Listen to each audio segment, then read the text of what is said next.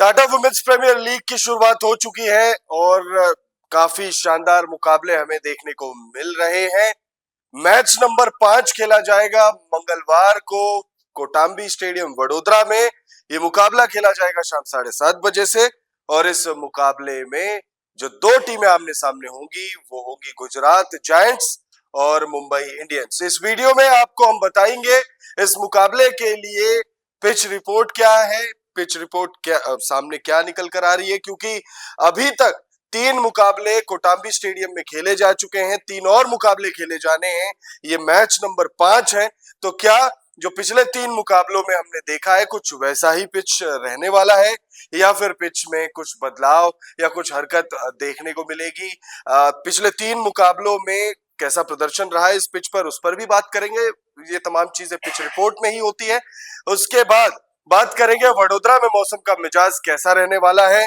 क्या मैच के दिन मौसम विभाग ने बारिश की कोई चेतावनी जारी की है? वेदर रिपोर्ट में हम आपको बताएंगे। उसके बाद हेड टू हेड आंकड़ों पर नजर डालेंगे। दोनों ही टीमों के बीच जब जब मुकाबले खेले गए टाटा डब्ल्यूपीएल के इतिहास में, तब किसका प्रदर्शन कैसा रहा है, किस टीम ने किस टीम पर अपर हैंड जो है वो प्राप्त की हुई है।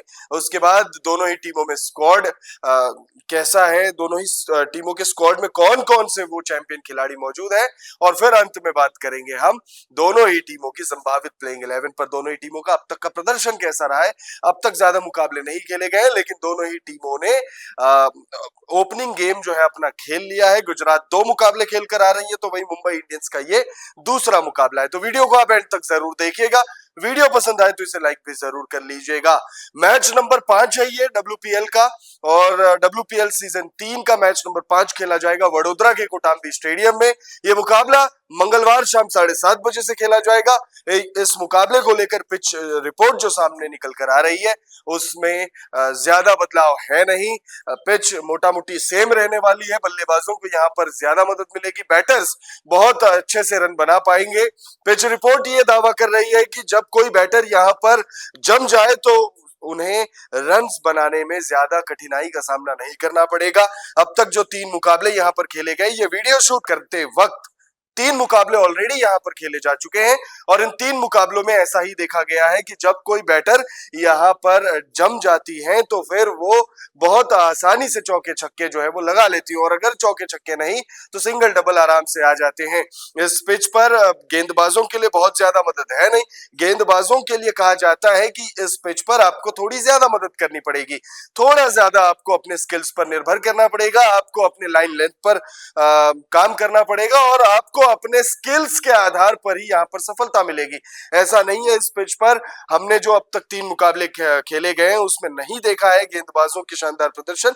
जरूर हमने यहाँ पर मैच नंबर 3 में देखा था प्रिया मिश्रा के कमाल का वो स्पेल रहा था जिसमें उन्होंने 3 विकेट्स निकाले थे। तो निश्चित तौर पर यहाँ पर गेंदबाज अगर अच्छी गेंदबाजी करे तो मुकाबले में वो एक शानदार एक योगदान दे सकती है, अपनी एक छाप छोड़ सकती है। लेकिन गेंदबाजों की तुलना में कोटाम्बी स्टेडियम में बल्लेबाजों को यानी बैटर्स को ज्यादा मदद मिलती है। ग्राफिक्स के माध्यम से देख लेते हैं कोटाम्बी स्टेडियम वडोदरा की पिच रिपोर्ट क्या कह रही है। कोटाम्बी स्टेडियम अपनी बल्लेबाजी के अनुकूल पिच के लिए जाना जाता है, जो बल्लेबाजों के अनुकूल होती है, खासकर जब खेल आगे बढ़ता है। शुरुआत में पिच स्ट्रोक खेलने के लिए एक ठोस आधार देती है और जैसे जैसे पारी आगे बढ़ती है यह हाई स्कोरिंग प्रदर्शनों के लिए और भी अधिक अनुकूल हो जाती है। कोटाम्बी स्टेडियम पर जो बल्लेबाज जल्दी जम जाते हैं उन्हें सतह पर चलना आसान लगता है और परिस्थितियां आक्रामक बल्लेबाजी का समर्थन करती है। इस पिच पर गेंदबाजों को अधिक मेहनत करनी पड़ सकती है। पिच टीमों को बड़े स्कोर बनाने के लिए बहुत सारे मौके देती है, जिससे कोटाम्बी स्टेडियम हाई स्कोरिंग मुकाबलों के लिए एक रोमांचक वेन्यू बन जाता है। कोटाम्बी स्टेडियम पर अब तक खेले मुकाबलों पर नजर डालें तो यहाँ अब तक इस सीजन कुल 3 मुकाबले खेले जा चुके हैं, जिसमें से तीनों मुकाबले हाई स्कोरिंग ही रहे हैं और साथ ही तीनों मुकाबलों में चेस करने वाली टीमों ने सफलता प्राप्त की है। पहले मैच में आरसीबी ने गुजरात को 202 रन चेस करते हुए हराया, तो वहीं दूसरे मैच में दिल्ली ने मुंबई को 165 रन चेस करते हुए हराया और मैच नंबर 3 में गुजरात ने यूपी को चेस करते हुए मैच में जीत हासिल कर ली।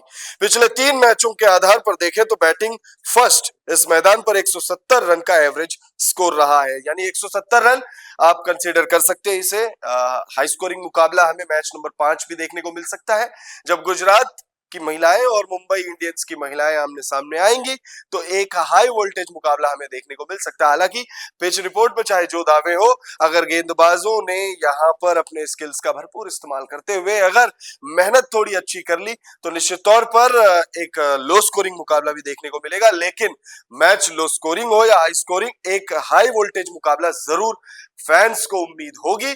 और ऐसा लग रहा है कि पिच रिपोर्ट को देखते हुए ऐसा लग रहा है कि एक हाई वोल्टेज मुकाबला देखने को मिल सकता है। याद करिएगा जो पहला मुकाबला था आरसीबी वर्सेस गुजरात जायंट्स, उस मुकाबले में 1.5 ओवर रहते आरसीबी ने 202 रन चेस कर लिए थे, तो वो मुकाबला काफी रोमांचक रहा था और फैंस को उम्मीद होगी कि कुछ वैसा ही मुकाबला देखने को मिले पहले मुकाबले के बाद। बाकी जो 2 मुकाबले रहे हैं उसमें स्कोर्स थोड़े घटे हैं, घटे जरूर है, लेकिन एक बार फिर फैंस को मैच नंबर 5 में एक हाई स्कोरिंग मुकाबले का इंतजार है।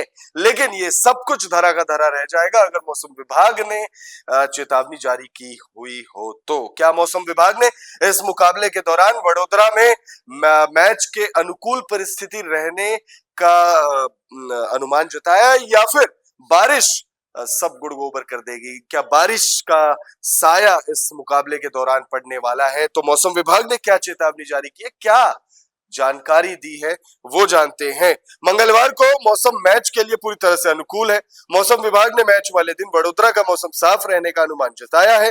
मौसम विभाग के मुताबिक अधिकतम तापमान 33 डिग्री रहने की बात कही गई है, तो वहीं न्यूनतम तापमान 19 डिग्री रहने की भविष्यवाणी की है। मैच वाले दिन बारिश की रत्ती भर भी दखलंदाजी नहीं होगी, ऐसी बात मौसम विभाग द्वारा की गई है। तो यानी मौसम विभाग ने तो साफ कर दिया है कि मंगलवार को वडोदरा में बारिश का साया बिल्कुल भी नहीं है, यानी मैच होगा और फैंस को एक रोमांचक मुकाबले का इंतजार अब होना चाहिए या होगा भी। अब बात करते हैं हेड टू हेड आंकड़ों की। दोनों ही टीमों के बीच डब्ल्यूपीएल इतिहास में जब जब मुकाबले खेले गए हैं तो किस टीम का पलड़ा भारी रहा है, ऐसा आप भी तो विचार कर ही रहे होंगे, आप भी तो सोच रहे होंगे कि मुंबई इंडियंस जो कि सीजन 1 की चैंपियन रही है, क्या गुजरात जायंट्स के खिलाफ उनके नंबर्स अच्छे हैं? क्या गुजरात जायंट्स वाकई मुंबई के सामने जायंट्स है या फिर जायंट नहीं है? आंकड़ों के हिसाब से आपको बताते हैं ग्राफिक्स के माध्यम से कि दोनों ही टीमों के बीच हेड टू हेड आंकड़े क्या कहते हैं। गुजरात और मुंबई के बीच अब तक डब्ल्यूपीएल इतिहास में कुल 5 मुकाबले खेले जा चुके हैं और इन 5 मैचों में गुजरात का पलड़ा भारी रहा है। गुजरात ने इन 5 मैचों में से 3 मुकाबले जीते हैं, तो वहीं मुंबई ने 2 मैचों में जीत दर्ज की है। तो मुंबई इंडियंस के नंबर्स गुजरात के सामने थोड़े से फीके हैं, लेकिन मुंबई इंडियंस चैंपियन टीम है और ये हम नहीं कह रहे हैं, ये आंकड़े बताते हैं, क्योंकि टाटा डब्ल्यूपीएल की पहली चैंपियन टीम रही थी मुंबई इंडियंस। कप्तान हरमनप्रीत कौर की कप्तानी में मुंबई इंडियंस ने गौरव प्राप्त किया था सबसे पहले चैंपियन कहलाने का, सबसे पहले चैंपियन बनने का। इस सीजन कैसा प्रदर्शन रहा है दोनों टीमों का, उस पर भी नजर डाल लेते हैं। पहला मुकाबला गुजरात जायंट्स ने ही खेला था, डब्ल्यूपीएल का ओपनिंग गेम गुजरात जायंट्स ने ही खेला था, आरसीबी के खिलाफ खेला था, 201 रन बनाए थे और मैदान यही था, लेकिन हार प्राप्त हुई थी। वहीं अगर दूसरे मुकाबले की बात करें तो दूसरे मुकाबले में यूपी वॉरियर्स को गुजरात जायंट्स ने बड़ी आसानी से हरा दिया था। कप्तान एशली गार्डनर दोनों ही मुकाबलों में जमकर प्रदर्शन उनका रहा है, बल्ले से हो चाहे गेंद से हो। पहले मुकाबले में शतक से चूक गई थी, दूसरे मुकाबले में शानदार 50। दोनों ही मुकाबलों में गेंदबाजी के दौरान 2-2 विकेट तो एशले गार्डनर पर बहुत कुछ डिपेंडेंट रहेगा, दारोमदार रहेगा। वहीं अगर हम बात करें मुंबई इंडियंस की तो मुंबई इंडियंस के लिए अब तक का सफर थोड़ा सा निराशाजनक रहा है। हालांकि दिल्ली के खिलाफ सिर्फ एक मुकाबला इस सीजन का मुंबई इंडियंस ने खेला है, ये दूसरा ही मुकाबला है। मुंबई इंडियंस ने सीजन 3 का मैच नंबर 2 खेला था, वो मुंबई इंडियंस का पहला गेम था और उस मुकाबले में दिल्ली कैपिटल्स ने चेज करते हुए मुकाबले को अपने नाम कर लिया था और उस मुकाबले में मुंबई इंडियंस निराश होकर पवेलियन लौटी थी। बट देन अपने दूसरे मुकाबले में गुजरात जायंट्स को इस सीजन की पहली जीत मिली। क्या मुंबई इंडियंस भी ऐसा ही कुछ करने जा रही है? कमेंट करके आप बताइएगा। अब नजर डालते हैं दोनों ही टीमों के स्क्वाड पर, वो कौन कौन से खिलाड़ी हैं जो दोनों ही टीमों में मौजूद है, और फिर अंत में बात करेंगे प्लेइंग 11। तो मुंबई इंडियंस के स्क्वाड में Amanjot Kaur, Amelia Kerr, Chloe Tryon, Harmanpreet Kaur कप्तान, Hayley Matthews, Jintimani Kalita, Nat Sciver Brunt, Saika Ishaque, Yastika Bhatia, Shabnim Ismail, S Sajana, Amandeep Kaur, Keerthana Balakrishnan, G Kamalini, Nadine de Klerk, Sanskriti Gupta, Akshita Maheshwari और पूर्णिका सिसोदिया।